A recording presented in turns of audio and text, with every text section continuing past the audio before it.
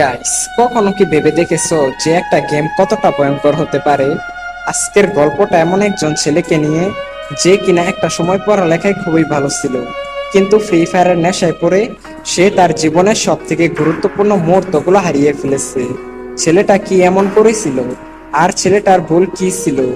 Guys, বিশ্বাস করো, এই গল্পটা শোনার পর তোমার চোখের পানি তুমি ধরে রাখতেই পারবে না। তো চলো আজকের গল্পটি শুরু করি। সুহান ছিল ঢাকার মধ্যবিত্ত পরিবারের ছেলে।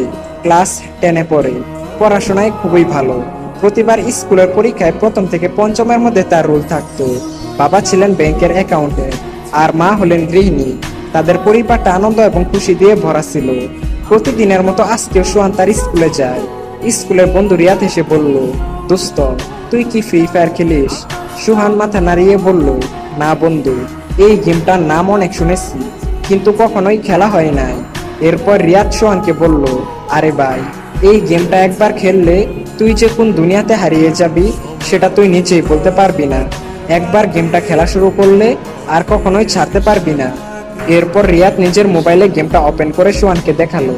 গেমের সুন্দর লবি, গুলি চালানোর আওয়াজ আর গ্রাফিক্স সব মিলিয়ে সোহানের ভিতরে গেমটা খেলার জন্য এক ধরনের উত্তেজনা সৃষ্টি হয়। তারপর স্কুল শেষ করে বাসে আসার পর সুহান তার বাবার মোবাইলে গেমটা ডাউনলোড করলো।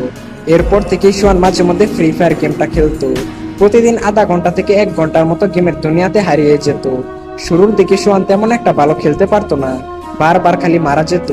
কিন্তু গেমের লবিতে দাঁড়িয়ে থেকে অপেক্ষা করা, টিম মেম্বারদের সাথে কথা বলা, এসব তাকে গেমের ভিতরেই ধরে রাখতো। সুহানের জীবন তখন অনেকটাই স্বাভাবিক ছিল। স্কুল থেকে বাসায় আসার পর হালকা পড়াশোনা, পরিবারের সঙ্গে সময় কাটানো, মাঝে মাঝে বন্ধুদের সঙ্গে মাঠে ফুটবল খেলা, এসবই ছিল তার নিত্যদিনের কাজ। প্রথম দিকে গেম খেলাটা ছিল শুধুমাত্র বিনোদনের জন্য, কিন্তু সময়ের সাথে সাথে গেমের প্রতি আগ্রহ দ্রুত বেড়ে গেল। রাতের বেলা মা ডাকলে সে বিরক্ত হতো, এই তো মা, শেষ ম্যাচ। কিন্তু সেই শেষ ম্যাচ আর শেষ হতো না। আর আস্তে আস্তে সোহানের খেলার সময় বাড়তে লাগলো। 1 ঘন্টা থেকে 2 ঘন্টা, তারপর 3 ঘন্টা। গেমের প্রতি আগ্রহ এতটাই বেড়ে গেল যে সময় কোন দিক দিয়ে যাচ্ছে সেটা সে বুঝতেই পারতো না। প্রথম দিকে সে বলতো কিছুদিন গেম খেলে তারপরে গেম খেলা কমিয়ে দিব, কিন্তু তার কথা মতো না হয়ে গেম খেলার সময় আরো বেড়ে গেল। স্কুলে ক্লাসে সে মনোযোগ দিতে পারতো না। বই খুলে ফ্রি ফায়ারের ম্যাপ দেখতে পারতো, বইয়ের মধ্যে চোখ থাকলেও মনোযোগ পড়াশোনায় থাকতো না।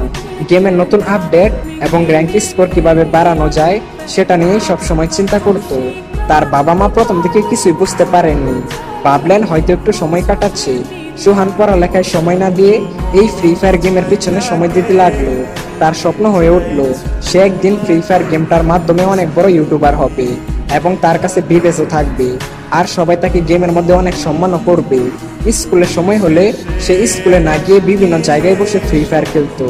কিছুদিন পর সোহানের মা তাকে ধরে বলল, বাবা, এত গেম খেলছিস কেন? চোখের সমস্যা হয়ে যাবে তো, পড়াশোনার অবস্থা তো খুবই খারাপ হয়ে যাচ্ছে। সোহান জবাব দিল, মা, আমি সবকিছু সামলাতে পারবো, কোনো সমস্যা নেই। কিন্তু সোহানের মা ঠিকই বুঝতে পারলো তার ছেলে এখন অনেকটাই বদলে গেছে। আগে যেমন তার ছেলের মুখে সবসময় হাসি খুশি থাকতো, কিন্তু এখন তার ছেলে পুরোপুরি চুপচাপ, কখনো রাগ করতো, কখনো মনমরা হয়ে বসে থাকতো। এদিকে সোহান নিজের রুমে গিয়ে দিনের পর দিন এই গেমটার পিছনে সময় দিতে লাগলো। গেমের প্রতি আসক্তি এতটাই বেড়ে গেল যে প্রতিদিন 15 থেকে 18 ঘন্টার মতো র্যাঙ্ক পুশ করত। আর সেই কারণে আস্তে আস্তে সোহানের শারীরিক এবং মানসিক অবস্থার পরিবর্তন ঘটতে লাগলো। সারা রাত র্যাঙ্ক পুশ করার কারণে সকালের দিকে সোহানের চোখগুলো লাল হয়ে যেত। স্কুলে মনোযোগ নেই। শিক্ষিকা বললেন, সোহান, এত মনোযোগ হারাচ্ছিস কেন? সোহান কোনো উত্তর দিল না। সোহান রাতেও গেমটা খেলতে লাগলো, এমনকি রাত 2টা থেকে 3টায় ঘুমাতো। সোহানের ঘুম কম হতে লাগলো, আর সেই কারণে মুখ ফ্যাকাশে হয়ে যেতে শুরু করলো। আর অতিরিক্ত গেম খেলার কারণে মাঝে মধ্যে সোহানের চোখ দিয়ে পানি পড়া, মাথা ব্যথা, চোখে কম দেখা, আরো বিভিন্ন ধরনের মানসিক সমস্যার সৃষ্টি হতে লাগলো। সোহান এই সব কিছু বুঝতে পেরেও কাউকে কিছুই বলতো না। তোমরা আগে হয়তো জেনেছো, সোহান একজন মেধাবী ছাত্র ছিল। সে আগে পরীক্ষায় ভালো রেজাল্ট করতো, কিন্তু এখন সে ফ্রি ফায়ারের নেশায় পড়ে আসক্ত। স্কুলের পরীক্ষা কাছে চলে আসলেও সোহান কোনো প্রস্তুতি নেয়নি।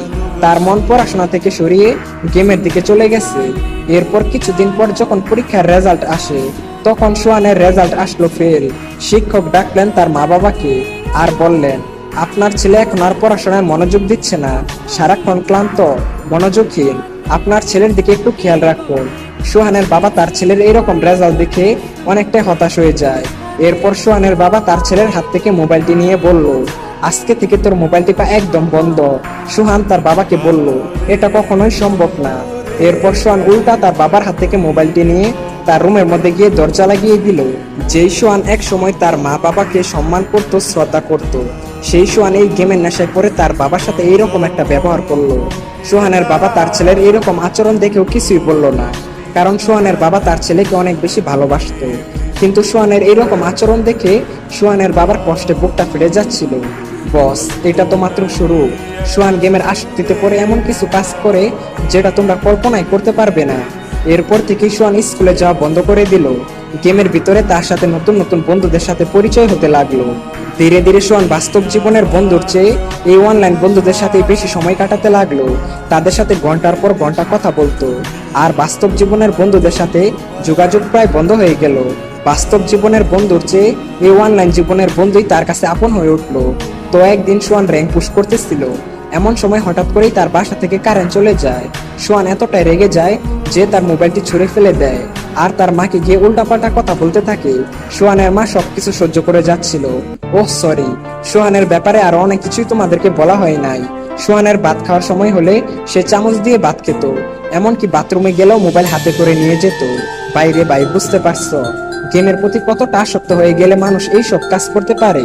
তখনও সোহান ডায়মন্ড কেনার বিষয়ে তেমন কিছু জানতো না, কিন্তু একদিন গেম খেলার সময় সোহানের পরিচয় হলো একজন রহস্যময় ছেলের সাথে, যার নাম ছিল হান্টার এক্স। তার কাছে ছিল সিজন 1 এবং হিপ হপ বান্ডেল। সেই গেমের মধ্যে খুবই ধনী এবং জনপ্রিয় প্লেয়ার ছিল। তো সোহান হান্টার এক্স কে জিজ্ঞেস করলো, ভাই, আপনার কাছে এত পুরাতন বান্ডেল কিভাবে আসলো? তখন হান্টার এক্স বলল, এইসব ডায়মন্ড